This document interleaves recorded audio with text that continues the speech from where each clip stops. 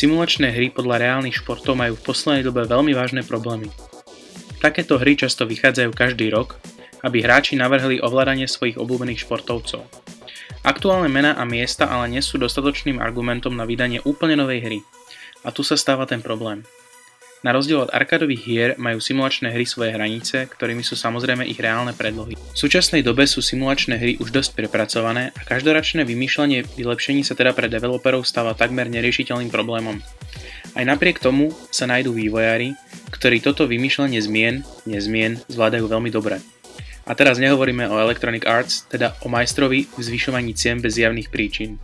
Niektoré štúdia majú dar dať hráčom výborný zážitok každý rok a za rozumnú cenu. Dnes sa mi dostala do rúk najnovšia hra talianskeho štúdia Milestone. Po skvelom MotoGP 13 toto štúdio nedávno vydalo najnovší diel série VRC s poradovým číslom 4. Čo nám teda nový ročník priniesol? Najväčšou zmenou nového ročníka World Rally Championship je samozrejme aktuálna zostava jazdcov, tratí a vozidiel. Môžete si zajazdiť so svojím obľúbencom tohto ročného ročníka VRC. Môžete si ale tiež vytvoriť svoju vlastnú postavu a sami sa vypracovať až na vrchol. Značnými zmenami prešla lobby, kampaň, ktorá je teraz v štýle miestnosti s laptopom, skriňou a televíziou. Tiež rovnako ako MotoGP 13. Tento krok príliš nevítam. Všetko je horšie, prehľadné a pomalšie. Klasické menu v minulom dieli mi vyhovalo viac. Najviac v dnešnej dobe HD map v obrovskej rozlohe by nemal byť problém vytvoriť jednu dizajnovo zaujímavú miestnosť. Ale nevadí, ide sa ďalej. Hráč si na začiatku kampane tvorí jazdca a spolujazdca, pomenuje svoj tím a hlavne svojho manažera. Potom mu už nič nebráni vrhnúť sa do zablateného pekla. Hráč samozrejme nezačína vo svojom vlastnom tíme. Najskôr musí prejsť niekoľko pretekov s cudzím autom. Postupom času hráč získa auta a postupuje do vyšších kategórií rally. 40, left 3, keep middle, front. 60, 40, left 3, open. And 60, right 3, into right 2 and hairpin left. Hráč sa teda dostáva do pretekov. Prvé, čo hráča ohromí, je podarená grafika.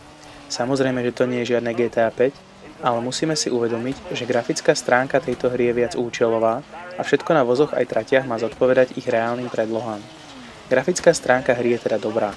Niektorým hráčom by mohol vadiť otáčkomer, ktorý sa z kruhového stal stĺpcovým, ale ide viac menej o detail. Ako náhle hráč odštartuje, razom sa prestane zaujímať o ten či ten detail. Jazda s rally autom je skvelá, aj s autami nižších tried máte výborný pocit z jazdy. Ten mala väčšina hráčov už aj pri predošlom ročníku, ale vďaka prepracovanému engineu máte lepší dojem z hmotnosti vozidiel. Predsa len hra simuluje tónu kovu, pohybujúceho sa na nespevnenom povrchu ohromnou rýchlosťou. Jazdný model je proste perfektný. Dostávame sa ku zvukovej zložke hry, ktorá je taktiež na vysokej úrovni až na jednu veľmi otravnú chybu. Často sa mi pri hre stalo, že mi pri načítaní nového preteku hra vypla zvuk v celom systéme a jediný spôsob ako zvuk znova zapnúť, bolo vypnúť hru. Táto chyba sa aj mne, aj veľa iným hráčom stáva až príliš často a pokiaľ nevyjde nový patch, bude aj naďalej kaziť zážitok zo skvelej hry. Hráč môže tiež zvoliť hru proti živým hráčom. Ako to už zvykne byť v podobných hrách a hlavne u hier štúdia Milestone zvykom, multiplayer nepatrí k najstabilnejším. Na druhú stranu je stále v lepšom stave ako multiplayer MotoGP 13 pri svojom release. Je naozaj škoda, že jediná chyba zvuku môže pokaziť hodnotenie inak perfektnej hry. Čo si budeme hovoriť, rally bez hučiacich preplňovaných motorov nie je rally. Ide však o jedinú chybu a pokiaľ vás tento bug nestretne, dostane sa vám celkom perfektnej hry po všetkých stránkach. S prihliadnutím k faktu, že hra v podstate v dnešnej dobe nemá konkurenciu, môžem hru jedine odporúčať. Za Gamebox 9 z 10.